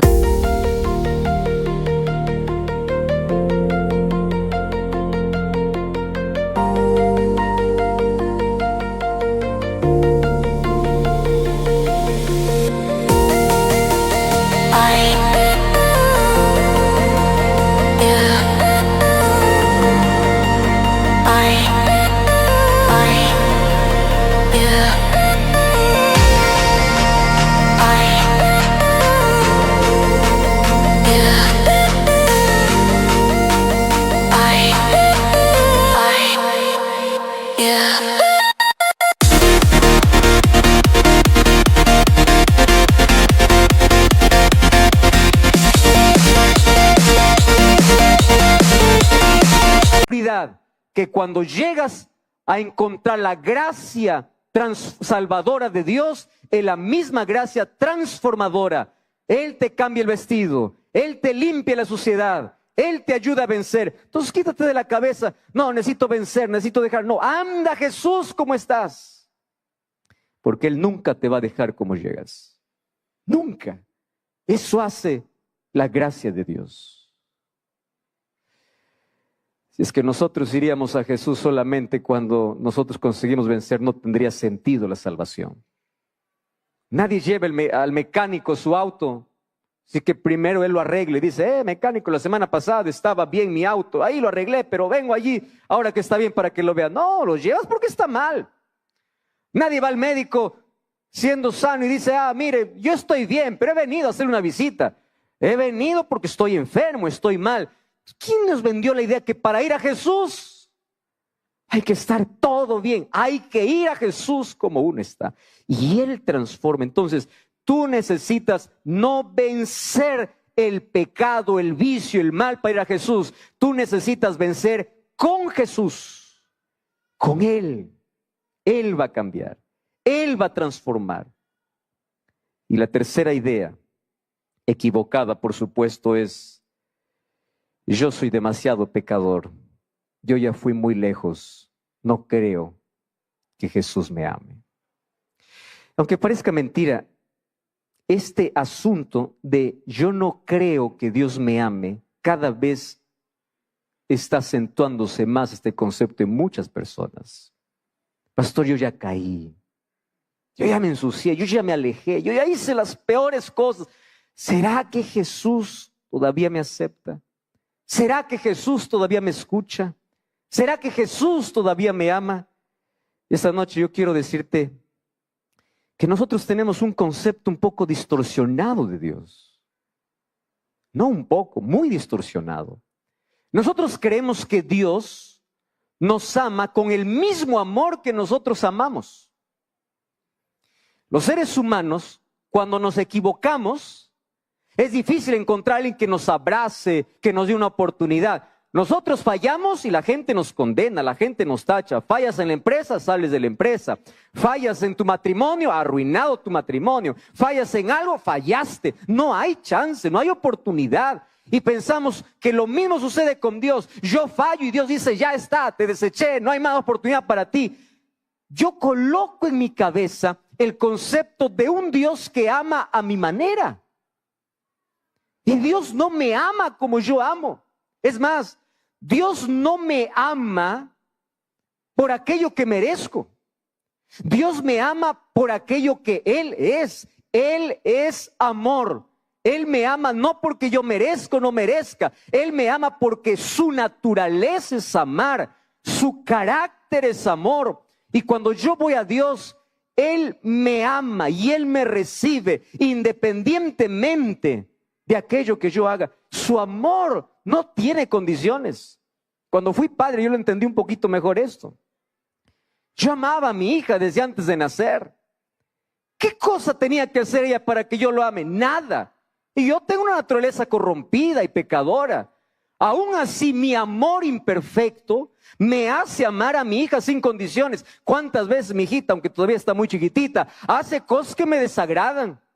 ¿Cuántas veces ella se porta no como yo espero? Pero eso no significa que yo dejo de amarlo menos. Y si yo, siendo humano, amo a mi hija a pesar de lo que haga, imagínate el amor de Dios, que es perfecto. Entonces, por favor, quítate de la cabeza, yo no merezco, yo ya me fui demasiado lejos, yo ya no puedo volver. Por favor, y esta noche vamos a abrir la Biblia para poder encontrar cómo esos tres conceptos que hemos hablado pueden terminarse en una sola historia. Lucas capítulo 23. Lucas capítulo 23, versículo 33. Mira lo que dice el texto bíblico. Cuando llegaron al lugar llamado de la Calavera, le crucificaron allí y a los malhechores, uno a su derecha y el otro a la izquierda. Muy bien, vamos a parar un poquito ahí en ese texto. Cuando Jesús murió, en el lugar de la calavera, el lugar donde fue crucificado, Él murió en medio de dos criminales que merecían morir, que estaban cosechando la consecuencia de sus actos, que estaban allí porque realmente la sociedad se estaba vengando por la actitud y las cosas que ellos hacían. La muerte de cruz era la muerte de venganza. Así que cuando miramos la crucifixión, para nosotros puede esto sonar un poco extraño, más en el tiempo bíblico, en el tiempo de Jesús, crucifixiones habían siempre. La gente ya estaba acostumbrada, era la pena capital máxima de poder matar a alguien, pero matarlo lentamente, que pueda sufrir, porque nadie muere crucificado en una hora, en un día. Hay registros que muestran que muchos de los que eran crucificados demoraban hasta 2 semanas para morir. Y durante esas 2 semanas, durante el día, el calor sofocante, y ojo, las personas los colocaban y los crucificaban totalmente desnudos. Hoy cuando vemos la imagen de una cruz muriendo Jesús, vemos todavía que por lo menos allí se coloca algún trapo, alguna ropa allí para cubrir zonas íntimas. Mas la muerte que Jesús experimentó fue la peor, fue la mayor vergüenza, la mayor humillación y considerado el peor de todos. Por eso se colocó en medio. En medio ese lugar era para Barrabás, el peor, el jefe de los criminales. Mas Jesús tomó el lugar de Barrabás, y en Barrabás todos somos representados. Y Jesús estaba muriendo por el peor, en el lugar del peor. Ahí estaba Jesús, siendo tratado como el peor, totalmente desnudo. Así como el pecado nos dejó en el Edén desnudos, Jesús subió desnudo, totalmente desnudo a la cruz. Cuando Él exclamó, tengo sed, dice que lo colocaron una esponja con vinagre en sus labios, mas Él no lo aceptó. ¿Tienes idea de lo que está diciendo el texto bíblico? Antes, los baños públicos eran más o menos tipo regaderas, con algunos hoyos, donde había un poco de esponjas. Entonces todas las personas que querían hacer sus necesidades, iban al baño, y ellos no importa, se podían colocar ahí en fila, allí se sentaban, hacían sus necesidades, luego tomaban la esponja con un poco de vinagre, se limpiaban, y luego esa misma esponja lo colocaban en vinagre para que otro lo use. Una de esas esponjas con vinagre rozó los labios de Jesús. Jesús fue tratado no solo como el peor criminal, Jesús fue tratado con la peor inmundicia humana. ¿Y qué lección me da aquí? Si Jesús durante su ministerio se aproximó al pecador, comió con el pecador, dio esperanza al pecador, la máxima demostración de amor fue al morir, que murió en medio de los peores pecadores. Entonces quítate de la idea de que Dios está cerquita del que merece, de que Dios está cerquita solo del que se porta bien, de que Dios está cerquita. No, Dios está cerquita del peor inmundo, del peor criminal, porque Él ocupó el lugar del mayor criminal y fue tratado como lo peor. Jesús tomó el lugar del peor de este mundo. Y ahí está Jesús, en el centro. Todo su ministerio fue salvar, y Él murió salvando. Y esta historia rompe todo mi esquema acerca de salvación, porque en la cruz ocurre lo imposible. ¿Tú recuerdas la historia que aquí contamos del joven rico y Zaqueo? El joven rico merecía el cielo, se pierde. Zaqueo merecía estar perdido, se salva. Porque no se trata más de nuestro pasado, se trata de nuestra entrega, de nuestro arrepentimiento, de nuestra aceptación a Jesús. Y en la cruz ocurre lo más imposible, tanto así que teólogos tienen que mirar la cruz para entender la gracia. Qué difícil es para un pastor explicar la gracia de Dios. Es inexplicable. ¿Cómo yo puedo colocar en la mente de las personas qué significa gracia? Yo tengo que mirar a la cruz, y en la cruz yo veo que la gracia se extiende al que no merece, al que se porta mal, al que no merece ni siquiera vivir, al que está condenado, aquel que hizo daño. No importa, la gracia es extendida y el cielo estará lleno de los peores, pero arrepentidos, que un día cuando se encontraron con Jesucristo, aprovecharon la oportunidad, aceptaron su gracia y finalmente se salvaron. Para Dios no existe un caso perdido. Jesús muere en medio de dos criminales para darte un solo mensaje. Cuando tú te portes tan mal, cuando fracases, cuando no merezcas nada, cuando la gente te condene y cuando pienses que has llegado al fin, yo estoy a tu lado para salvarte. Aún hay oportunidad para ti. Aún hay oportunidad para ti. Y yo siempre digo a todas las personas, mientras haya gracia en el cielo, porque un día la gracia se va a acabar, mientras haya gracia en el cielo, mientras el Espíritu Santo continúe llamando al corazón, mientras tú tengas vida, siempre habrá oportunidad para salvarse. Siempre.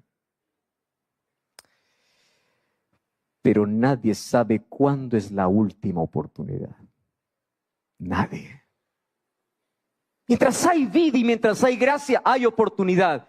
Pero nadie sabe cuándo es su último día. Por eso qué peligroso es postergar la decisión. Y qué peligroso es decir, pastor, entonces yo me puedo salvar al final. Qué peligroso, porque nuestra existencia es corta y no sabemos cuándo es nuestro último día. Jesús aquí me enseña que Él está cerca de los peores para poder salvar. Estos estaban muriendo de la manera más cruel. Dos merecían, Jesús no, porque esas tres cruces que se levantan, uno moría en el pecado, otro por causa del pecado y otro moría para el pecado. Tres cruces que representan tres actitudes distintas. Uno de ellos murió en el pecado porque rechazó la oportunidad que Dios les dio. Otro murió para el pecado porque se arrepintió, por eso tuvo esperanza de vida eterna. Y el otro, el que estaba en medio, que es Jesús, murió por causa del pecado, para salvarnos del pecado. Ahora continuemos leyendo. Mira lo que dice el versículo 39 hasta el versículo 43. Uno de los malhechores que estaba colgado le injuriaba diciendo: si tú eres el Cristo, sálvate a ti mismo y sálvanos a nosotros. Respondiendo el otro le reprendió diciendo: ¿ni aún temes a Dios estando en la misma condenación? Nosotros a la verdad justamente padecemos porque recibimos lo que merecieron nuestros hechos, mas este ningún mal hizo. Y dijo a Jesús: acuérdate de mí cuando vengas en tu reino. Entonces Jesús le dijo: de cierto te digo, que hoy estarás conmigo en el paraíso. Esta es una historia muy corta, sin embargo es muy profunda. Y una de las primeras cosas que me sale a la vista al leer este texto es que el ser humano no es transformado por el dolor, sino por el amor. Hay muchas personas que piensan así: el dolor va a hacer que tú te arrepientas. Y yo ya escuché muchas conversiones. Yo considero que el dolor de alguna manera es un instrumento necesario en este mundo para recordarnos quiénes somos, cuán frágiles somos. Pero queridos, el dolor no cambia a las personas. Si el dolor cambiase a las personas, los dos finalmente se hubiesen arrepentido. Porque los dos estaban experimentando el mismo dolor. Los dos estaban en la peor circunstancia. Los dos estaban muriendo. Pero no es el dolor que nos doblega. El dolor puede hacernos recapacitar. Y muchos en el dolor encontraron su mejor momento para rendirse a Jesús. Y gloria a Dios por eso, porque el dolor se convirtió en bendición. Mas no es el dolor que cambia a las personas, porque hay personas que a pesar del dolor continúan resistiendo el amor de Jesús. Mira la historia de Faraón. Él sufría, su pueblo sufría y seguía rebelde. Mira la historia del otro criminal, del otro ladrón. Él estaba sufriendo, estaba con dolor, pero él permanecía en la indiferencia, en la incredulidad, en la duda. Él prefería la muerte a rendirse. El dolor no hace que te rindas, es el amor. ¿Y qué cosa es lo que vio aquel ladrón o aquel criminal que estaba al lado de Jesús? Y él le hace un pedido a Jesús. ¿Qué cosa es lo que pasó allí? Ambos estaban en la misma circunstancia, pero ambos estaban mirando en una dirección diferente. Y mira cuán importante es la visión que nosotros tenemos de la vida, de las cosas y de la eternidad. Uno de ellos, el que estaba al lado izquierdo, él miraba solamente a Jesús por algún beneficio. El otro miraba a Jesús como salvación.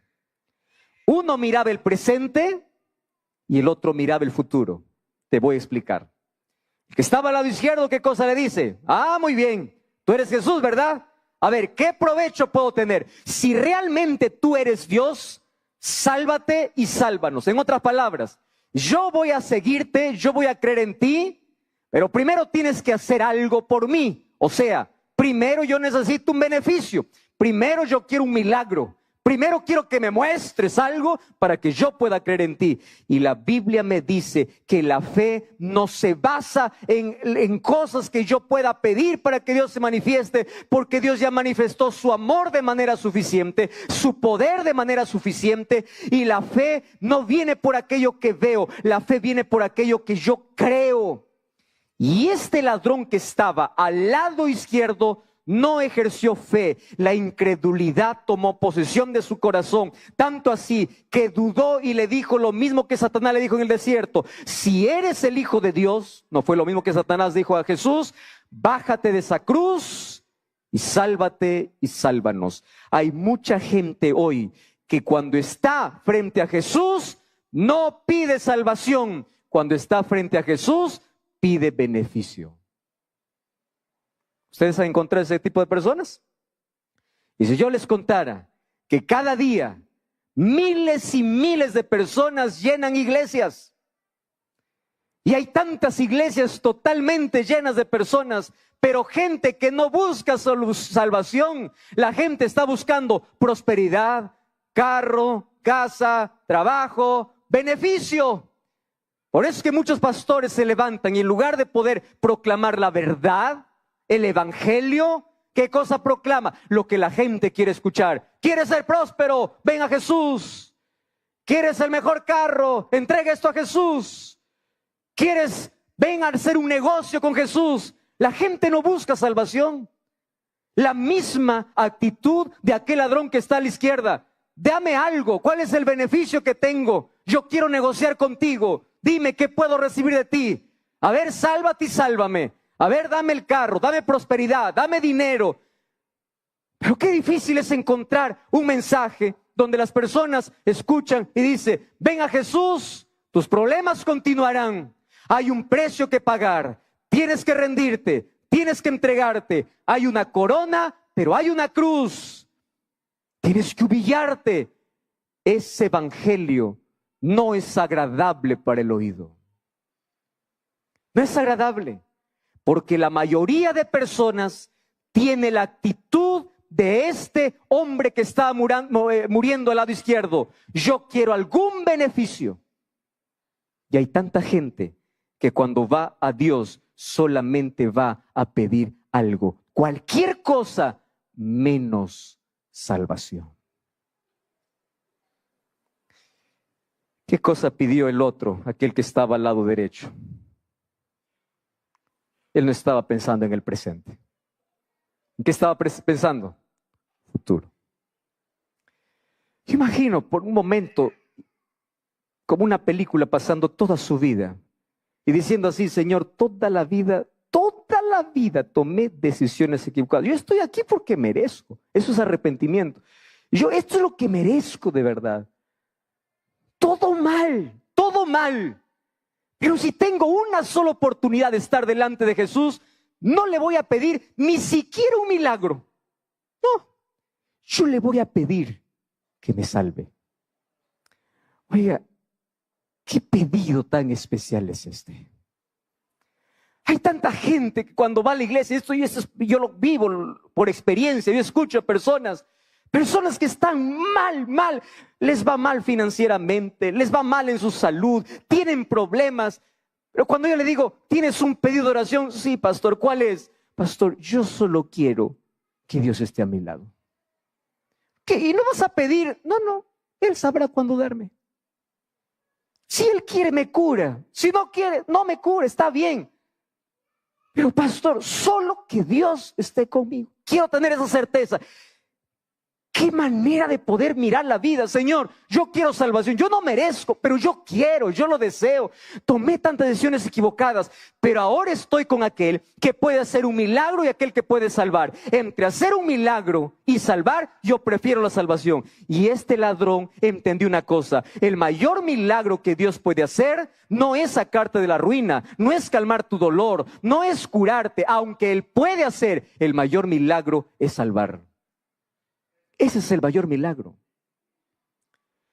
En Mateo capítulo 11 dice que Jesús comenzó a recorrer y a recordar todas las ciudades por las cuales Él había hecho muchos milagros, y comenzó a decir: ay de ti, Corazín, ay de ti, Betsaida, porque si yo hubiese hecho esos milagros en Tiro y Sidón, ellos se hubiesen arrepentido. O sea, los milagros de Dios tienen un solo objetivo. ¿Cuál es el objetivo? Salvar.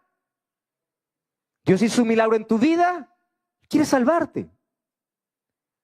Señor, cúrame por favor. Dios te puede curar, pero antes de curarte, Él te puede salvar. Por eso es que cuando Jesús hacía milagros para que el paralítico caminara, para que el ciego pueda ver, Jesús primero ofrecía salvación. Cuando Jesús miró a aquella mujer que vino por curación después de 12 años sangrando, Jesús no le dijo: mujer, tú has sido curada. Jesús le dice: tu fe te ha salvado.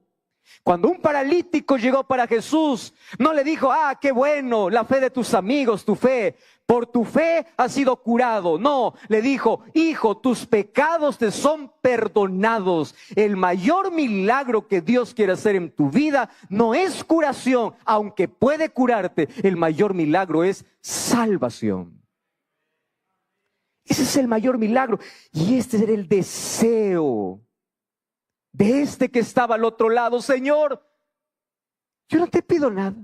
Ni siquiera te pido que me alivies el dolor, porque yo sé que son consecuencias que estoy asumiendo. Yo no te pido que me hagas un milagro, porque yo creo que tú eres el Salvador. Una sola cosa te pido: sálvame. Sálvame. ¿Saben una cosa? No me sorprende el pedido, porque el ser humano puede pedir lo que quiere. Me sorprende que Jesús le conceda el pedido. ¿Cómo es posible?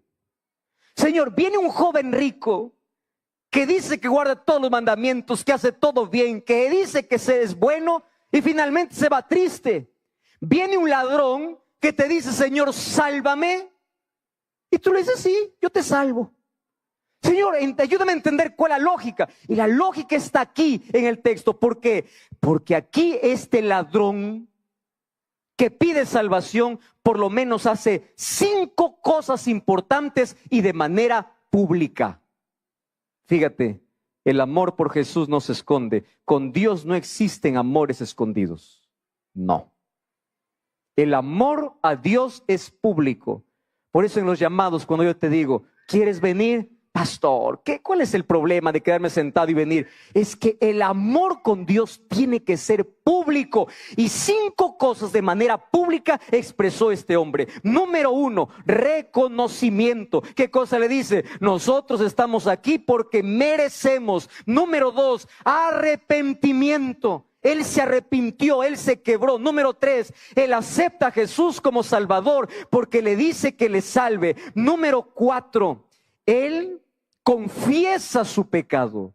Soy pecador, somos criminales, nosotros merecemos, nosotros somos pecadores, estamos aquí porque es justo. Eso es arrepentimiento, eso es confesión. Y finalmente, número 5, él creía que ese Salvador que estaba muriendo a su lado era el Rey.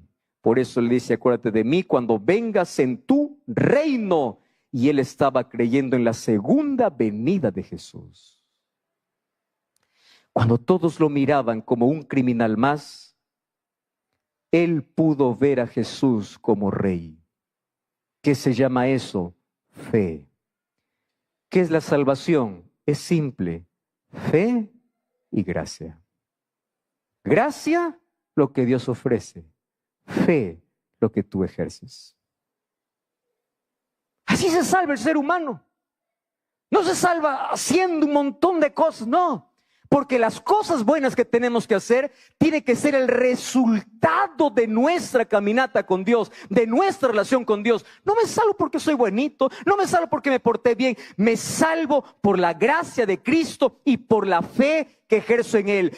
Públicamente, cuando todos te dicen crucifícale, públicamente yo te digo que tú eres mi Rey.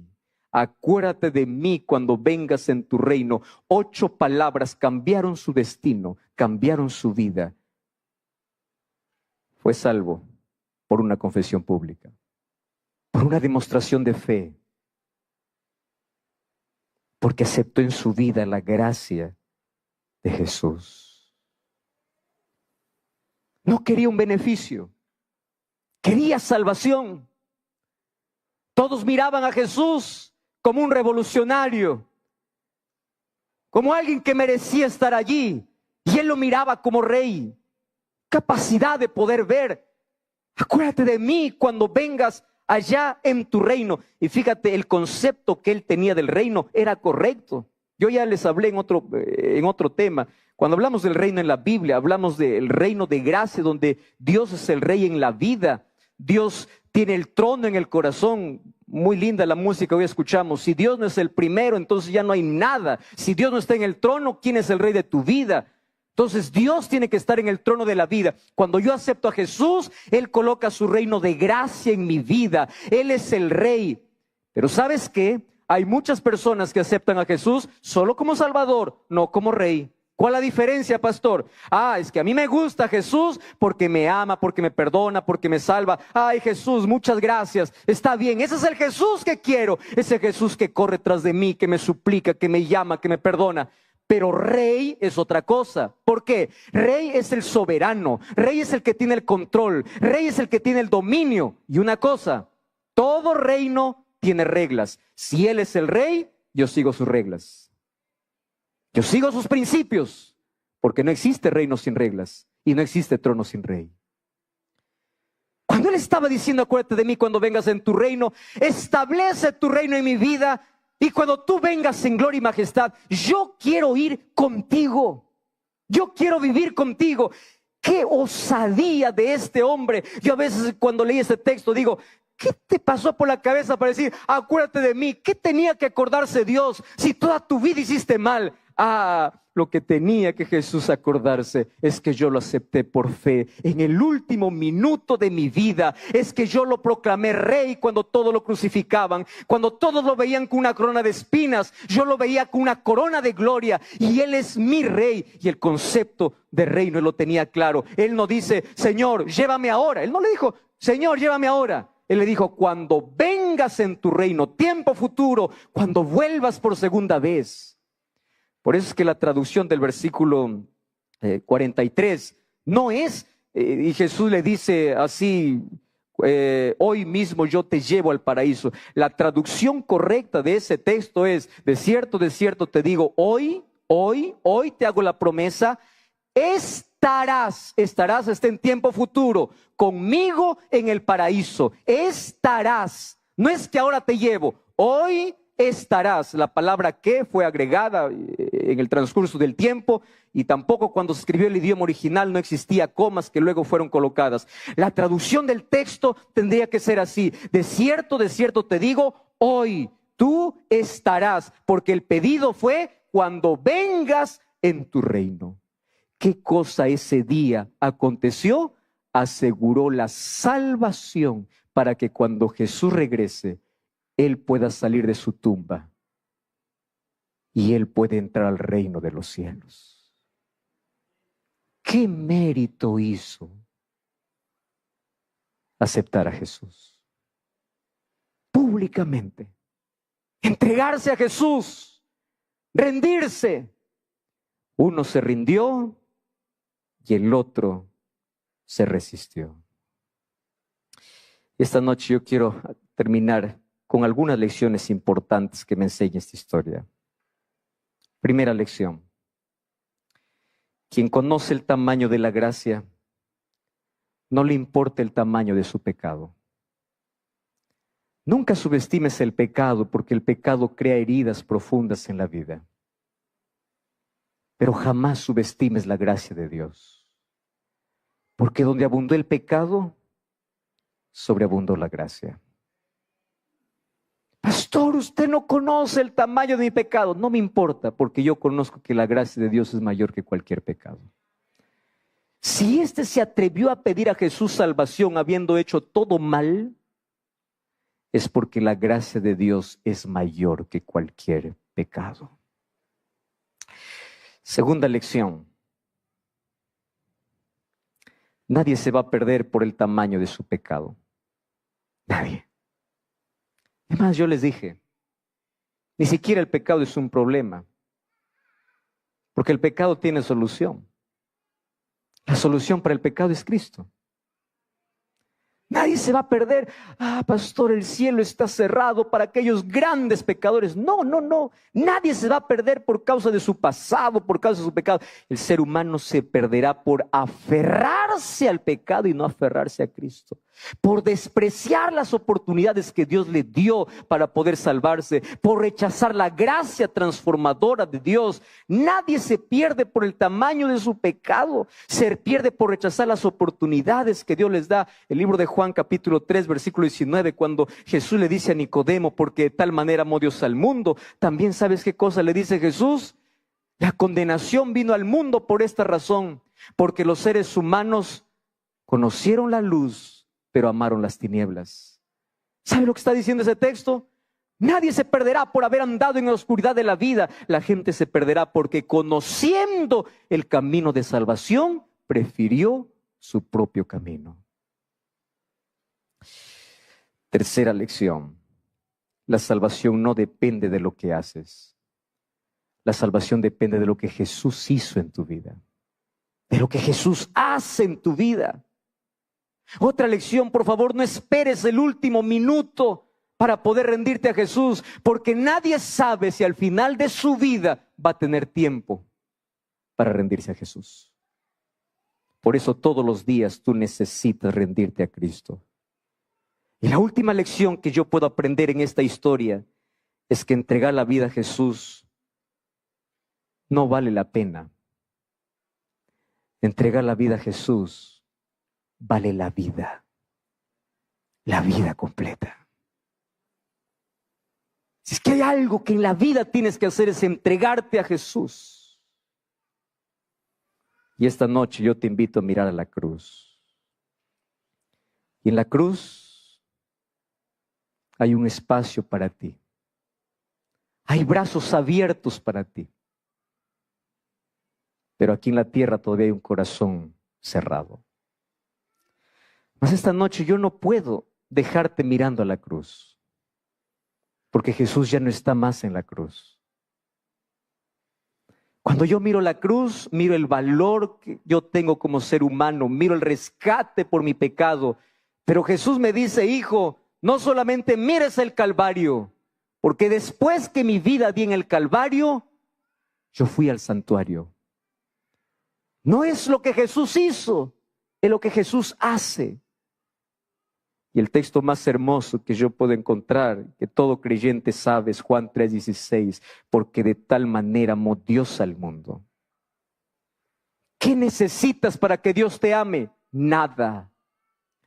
El hecho de que existan en este mundo, Dios te ama, Dios ama al mundo. No dice a los que se portan bien, no dice a los que son correctos, Dios ama al mundo. Por eso dio a su Hijo unigénito. Pero ahora cambia el asunto. El hecho de que Él ame a todos y haya muerto por todos no significa que todos se salvan, porque solo el que cree en Él no se pierde, mas tenga vida eterna.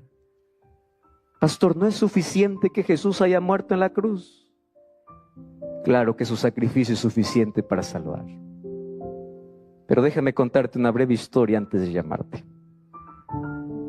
Cuando Dios libertó al pueblo de Israel de Egipto, de la esclavitud, en la última plaga Dios le dice a Moisés: esta noche yo los voy a libertar, mas quiero una cosa. Todos ustedes van a matar un cordero. Pero una cosa más, la sangre del cordero tienen que llevarlo hasta la puerta de la casa, porque esta noche va a pasar el ángel de la muerte. Y de allí viene la palabra Pascua, que viene del término hebreo Pesaj o Pesaj, que significa pasar por alto. Cuando el ángel mire la sangre, pasará de largo.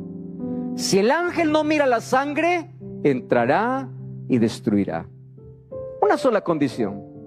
No le dice a Moisés: mira, yo voy a salvar a todos los que se portan bien, a todos los que hacen bien las cosas. No, no, no. La única garantía es la sangre. La única garantía. Nadie estará preguntando: ¿qué tal el primogénito? ¿Lo aman, no lo aman, lo quieren, cómo se portan? No. ¿Tiene sangre? Vive. ¿No tiene sangre? Muere.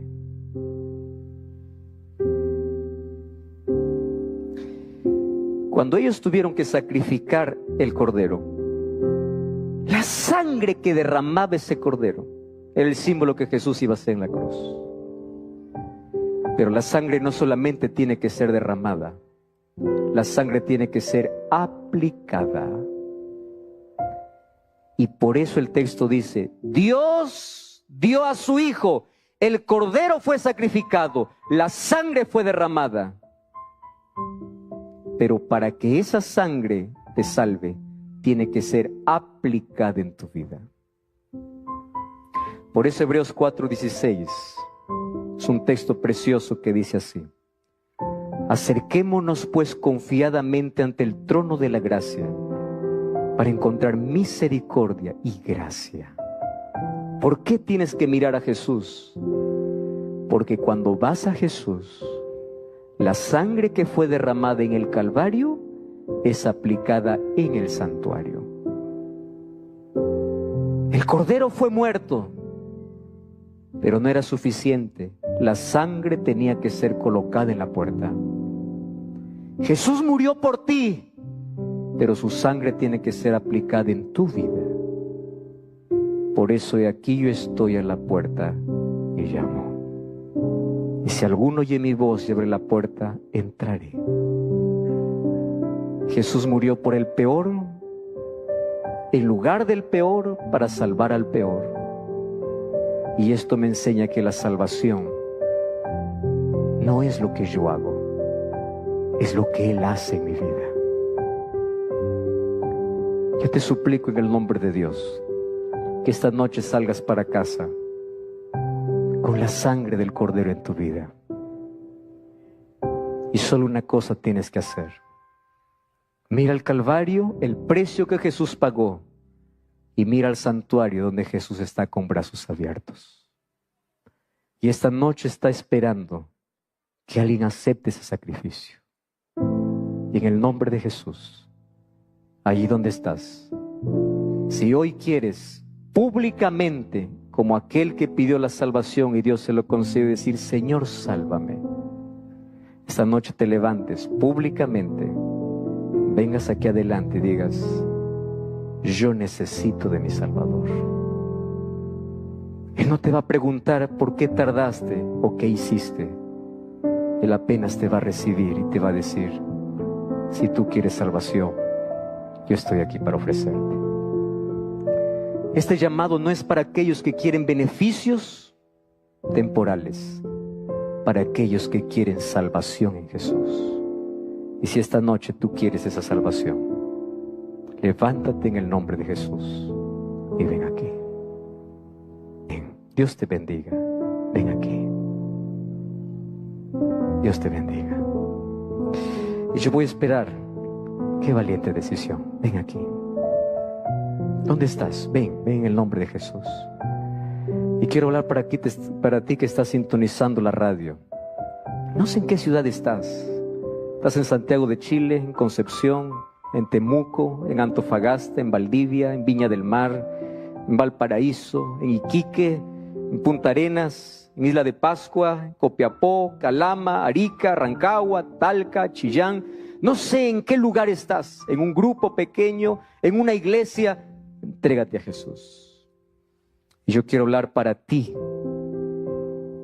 querida Ingrid, que estás allá en Concepción. Ríndete a Jesús, Ingrid. Ahora Jesús te está esperando. Quiero hablar para ti, querido Félix y querida Fabiola, que estás allá en Santiago de Chile, estás sintonizando en este momento. Dios está tocando tu corazón. Tú sabes que esta decisión tienes que tomar. Por favor, no postergues más. Es ahora. Ahora acércate ante el trono de la gracia. Voy a hablar para ti, querida Diomni y Carla. Diomni, vuelve a Jesús. ¿Qué haces lejos de Dios? Vuelve ahora, ríndete ahora. Por favor, no dejes que el tiempo pase. Querida Carla, toma la decisión. Querida Jimena, Javiera, Pedro, Diana, ríndete a Jesús, porque esta noche es salvación para ti. Mi esposa va a cantar una linda música. Y esta música es un llamado que Dios te hace. ¿Cómo te atreves a decir no a Jesús, aquel que dio su vida por ti? ¿Cómo te atreves a decirle no al mirar sus ojos de amor? Y si el Espíritu Santo está tocando tu vida hoy, ven, porque aquí hay salvación para ti. Y entre mi esposa canta, yo estaré orando por ti.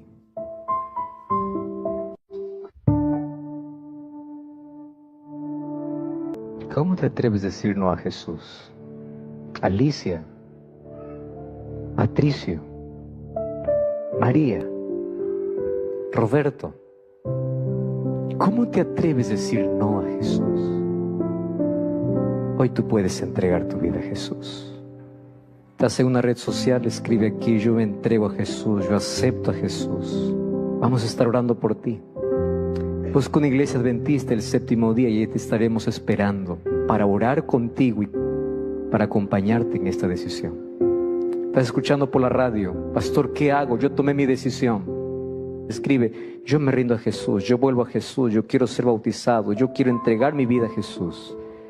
Estaremos aquí listos para recibirte. Qué lindas decisiones hoy. Mientras yo voy a invitar a ese tanque bautismal, todos ustedes que están aquí adelante pueden mirar también lo que ocurre cuando una persona se entrega a Jesús. Porque el primer paso es venir aquí adelante y el segundo paso es ir allá. Porque esas aguas se convierten en un testimonio vivo de nuestra entrega, de nuestra muerte a nuestro pasado para vivir con Jesús. Querida Oriana y querida Rosa, que Dios los bendiga por esta linda decisión. En el cielo hay alegría, mas también nuestro corazón. Llegar aquí no ha sido fácil, mas valió la pena. Y hoy ustedes nacen en el reino de los cielos. Por eso, para perdón de sus pecados, para el comienzo de una vida nueva en Cristo Jesús, por mandato del Señor, pastores como ministros del Evangelio los bautizan en el nombre del Padre, del Hijo y del Espíritu Santo. Todos decimos Amén y amén. Aquí morimos a nuestro pasado y aquí resucitamos para una vida nueva en Cristo Jesús. ¿Podemos decir amén? Amén. Gloria al Señor. Vamos a saludar. Aquí está la familia, está aquí. Vengan aquí, acérquense. Vengan aquí. Qué alegría poder recibirlos. Qué bendición tenerlos aquí. Que Dios los bendiga. Aquí está la hija. Que Dios pueda conducirla siempre. Voy a invitar ahora para que puedan ingresar Patrick y Maximiliano, porque hoy también ellos están aquí entregando su vida a Jesús. Y qué alegría poder recibirlos. Mi querida Karina, querido Maximiliano y querido Patrick, hoy públicamente dicen sí a Jesús. Y ustedes son el testimonio vivo de que esta decisión vale la pena para perdón de sus pecados y el comienzo de una vida nueva en Cristo Jesús. Por mandato del Señor, pastores Abraham, Mario y Cristian, como ministros del Evangelio, los bautiza en nombre del Padre, del Hijo y del Espíritu Santo. ¿Todos decimos? Amén y amén. Qué lindas decisiones. Dios los bendiga. Yo quiero hablar una vez más de corazón a corazón a los que hayan tomado la decisión de venir. Queridos, el hecho de que ustedes están aquí es la evidencia de que hay un Dios que los quiere salvar, que hay gracia en el cielo. Pastor, ¿cómo sé que Dios me ama y me quiere salvar? Es que ustedes no están aquí adelante solo por fuerza y voluntad. Ustedes están aquí porque el Espíritu de Dios ya comenzó a trabajar en sus vidas. Por favor, permitan que el Espíritu de Dios continúe trabajando en sus vidas. Pastor, ¿cómo lo permito? No se queden en este paso. Hay un paso más cerca de Jesús, que es allá en ese tanque bautismal. Entréguense a Jesús, ríndase a Jesús. No resista el llamado que Dios le hace. Y si hubiese alguien más allí del otro lado de esta pantalla que necesita tomar esta decisión, por favor no postergue más. Ahora mismo decida por Jesús, porque el Espíritu Santo igualmente está trabajando en tu corazón. No te atrevas a vivir un solo día más lejos de Dios. Hoy hay gracia en el cielo. Hoy hay salvación y perdón para ti. Vamos a orar. Querido Dios, gracias por las victorias que tuvimos esta noche. Gracias porque tu Santo Espíritu está llamando a tus hijos para llevarlos no solamente a mirar la cruz como la oportunidad de salvación, sino llevarlos hasta el santuario donde tú estás hoy con brazos abiertos para recibir a tus hijos. La historia que hoy leímos de cómo tú, el momento de entregar tu vida en la cruz, lo hiciste salvando y salvando a aquel que no merecía, nos abre la puerta y la oportunidad para que no pensemos en nuestro pasado ni en nuestro pecado, sino miremos solo a Jesús, porque Él es nuestra única garantía de salvación. Y así como Él expresó públicamente que tú eres Salvador y Rey, estas personas han salido de su asiento públicamente para decir: yo quiero ser salvo. Si tú ofreciste salvación a alguien que no merecía, yo también estoy aquí porque no merezco. Mas tú no me miras como las personas me miran. No me miras por mis fracasos. No me miras por mis errores. Me miras como un hijo a quien amas.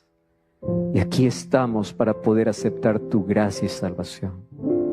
Coloco sus vidas en tus manos, como la vida de las personas que están sintonizando por radio, que están viendo por TV, por YouTube, por Facebook, que también están tomando esta decisión por Jesús. Por favor, condúcelos a tu reino. Que esta noche puedan sentir tu abrazo, su corazón lleno de esperanza y la seguridad de salvación. Ahora que vamos a tu presencia, permítenos dar el siguiente paso de fe, poder ser bautizados, porque el bautismo se convierte en el símbolo público de nuestra entrega y compromiso de amor por ti. Y aquí estamos para tomar esa decisión. Acepta nuestra entrega. Danos tu espíritu, tu bendición, tu perdón, tu salvación. Acuérdate de mí cuando vengas en tu reino. Es también nuestra oración. En el nombre de Jesús. Amén y amén. Que Dios te bendiga.